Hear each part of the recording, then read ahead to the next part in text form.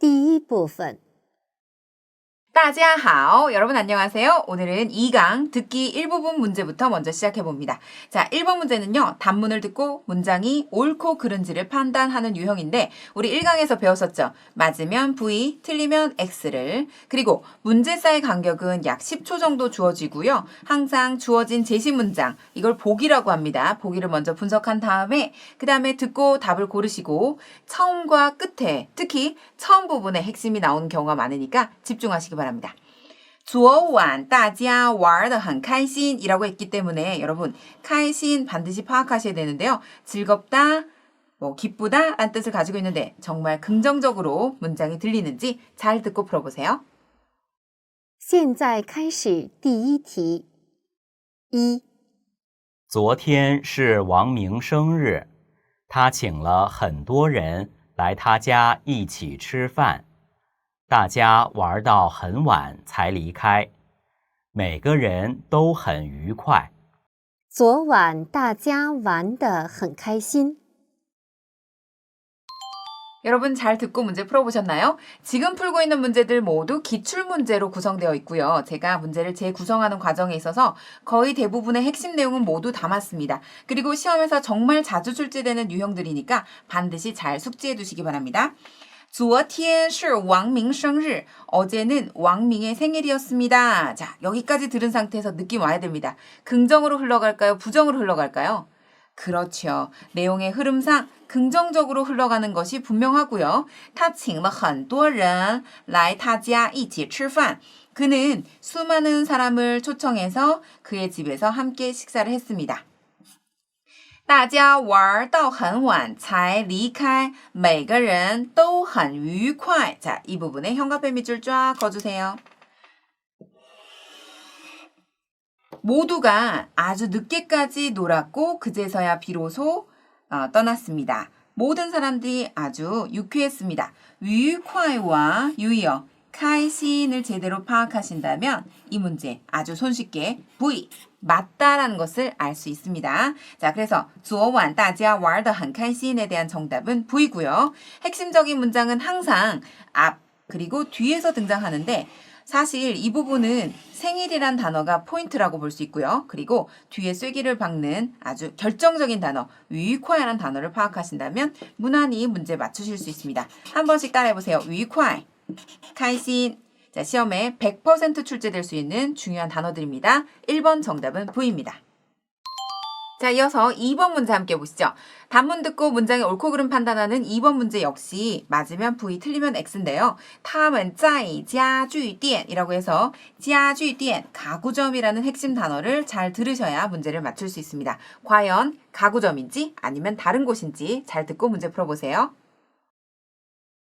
二、这张床是我们店的新产品，不仅符合小孩子的要求，而且睡着也很舒适，打完折后价格也很不错。他们在家具店。 여러분 문제 잘 들어보셨나요? 자, 문제 핵심은 앞에 있다, 뒤에 있다. 그렇죠. 대부분 앞에 있습니다. 자, 뒤에 있는 경우도 있긴 한데요. 이 2번 문제의 경우는 바로 앞부분에 있었습니다. 잘 보시면 这张床是我们店的新产品. 여러분, 이 가운데 핵심 단어 床이란 단어에다 동그라미 그리고 店도 동그라미. 네, 이 침대는 저희 가게의 신상품입니다 라는 표현이에요. 자, 그래서 여기까지 들으신 상태에서 가구점이다, 그렇지 않다? 그렇죠. 가구점이다 라는 것을 알 수 있습니다. 뒷부분은 물론 참고하는 차원에서 들어도 괜찮고요. 안 들어도 무조건 문제를 맞출 수 있는 그러한 유형이었습니다. 항상 문제의 핵심은 앞쪽에 있다는 것 명심하시기 바랍니다. 자, 뒷부분 小孩子的要求 앞에 符合라는 단어가 나오는데요. 부합하다라는 뜻을 가지고 있어요. 어린아이들의 요구에 부합하며 게다가 睡着. 자, 이 단어는요. 睡着라고 읽어도 되고 睡着 라고 읽어도 되고 이 결과보로서 쓰이는 着는 잠들다 라는 뜻을 가지고 있어요. 그래서 잠들어도 也很舒适 아주 편안합니다 라는 뜻이고요. 打完折后价格也很不错. 자, 할인한 후에도 가격은 아주 저렴합니다. 자, 할인한 후에 가격도 아주 저렴합니다. 이런 의미로서 이해하시면 되겠네요. 자, 2번 문제에 대한 정답 V, 맞다 였습니다. 阅读第三部分 자, 이어지는 순서는 독해 영역 3부분입니다. 여러분, 독해 3부분은 단문을 읽고 한두 개의 질문에 답하는 유형으로 오늘 3번 문제에서는요. 바로 이렇게 我的心情怎么样 해서 단일 문제, 하나의 문제에 대한 정답만 골라주시면 됩니다. 신칭 관련된 내용은 정말 중요합니다. 시험에서 반드시 출제될 거고요. 이번에 여러분들이 준비하시면서 아마 심정과 관련된 표현을 오늘 이 자리에서 바로 다 접하실 수 있을 텐데요. 신칭 기분, 심정, 마음 상태 이런 것을 나타냅니다. 兴奋, 흥분하다, 긍정. 紧张, 긴장하다, 부정. 轻松, 편안하다, 긍정. 그리고 幸福, 행복하다, 긍정. 해서 부정적인 단어 하나에 긍정적인 단어 3개가 나오면 주로 이 부정적인 답 하나가 정답이 될 확률이 높다라는 거 꼭 기억해 주시고요. 자, 이어서 본문 내용 함께 보시죠.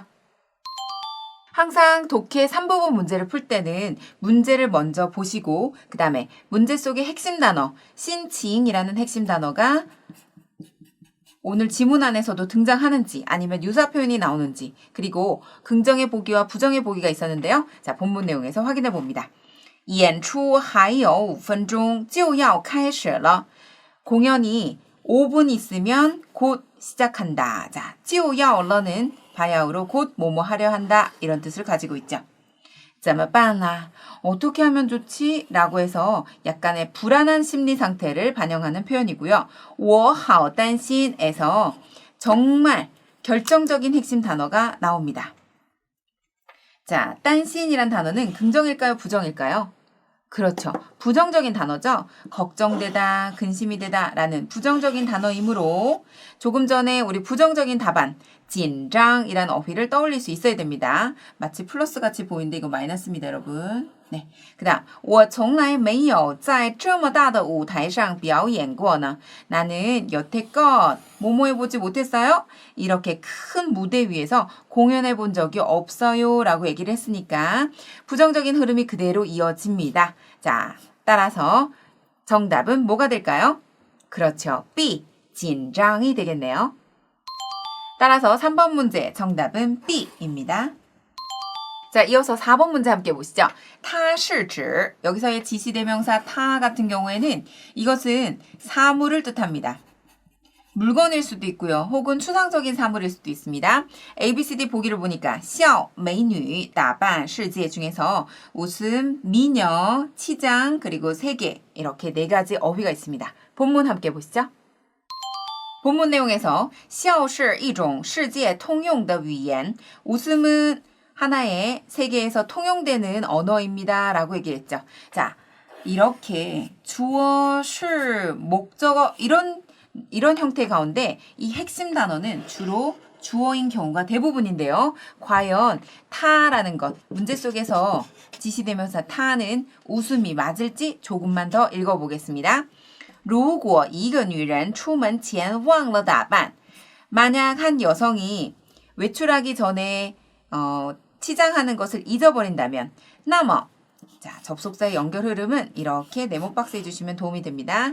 그렇다면 미소가 바로 가장 좋은 보조 방법입니다. 자, 여기서 微笑 할 때 笑에다 동그라미. 벌써 笑란 단어가 2번이나 등장을 했죠.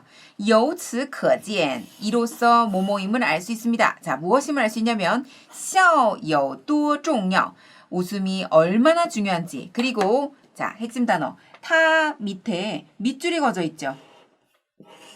바로 이 타는 앞에서 가리켰던 笑, 笑를 가리킨다는 것을 알 수 있습니다.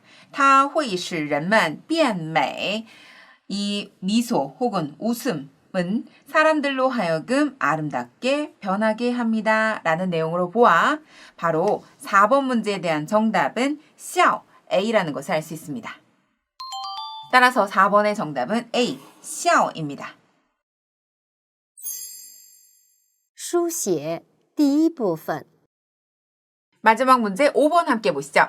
자, 슈시의 第一部分 단어를 조합해서 문장을 완성하실 때 첫 번째 뭐부터 해야 됩니까?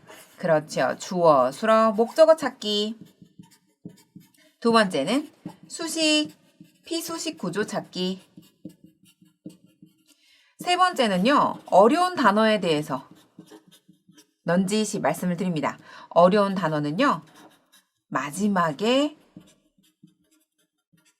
넣기.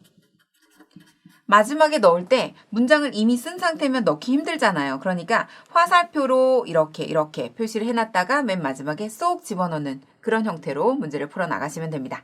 제시된 단어 가운데 生日, 생일이란 뜻을 가지고 있는 명사죠. 이 명사는 주로 수식을 받습니다. 자, 뭐의 수식을? 그러니까 이런 구조죠.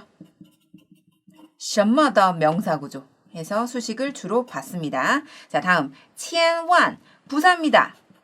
제발 부디란 뜻을 가지고 있어요. 그러면 여러분 千万은 시험에서 정말 자주 출제되고 있기 때문에 千万의 용법을 좀 살펴볼 필요가 있는데요. 자, 4급, 5급, 6급 모두 자주 출제되고 있습니다. 千万은 일반적으로 뒤에 要, 不要, 또 뒤에 동사 이런 형태로서 많이 나옵니다.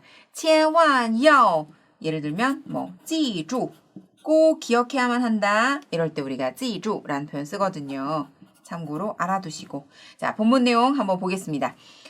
千万 뒤에 반드시 不나 要나 不要나 비해가 나와야 되는데 여기 보니까 不要가 있네요. 자, 그래서 千万不要. 그다음 동사 忘이란 단어가 있습니다. 아, 그렇구나. 不要忘了. 뭐를? 엄마의 생일을 해서 어머니의 생일, 妈妈的生日, 수식, 피수식, 수식, 피수식 이렇게 되겠죠. 따라서 자, 전체 문장을 한번 완성되게 써보면요. 千万不要忘了 제발 잊지 마. 妈妈的生日 엄마의 생신을. 네. 엄마의 생신 잊어버리면 큰일 나겠죠. 반찬이 달라질걸요? 자, 이렇게 해서 왕이 수어고요. 마마 관형어, 生日 목적어인데요. 여러분, 이 문장은 주어가 있나요, 없나요? 없죠. 이 문장의 주어는 생략됐습니다. 일반적으로 이런 형태라면 니 혹은 뭐 니만 이런 단어가 나올 수도 있는데 오늘은 생략되었습니다. 자, 이렇게 해서 5번 문제 함께 풀어봤습니다.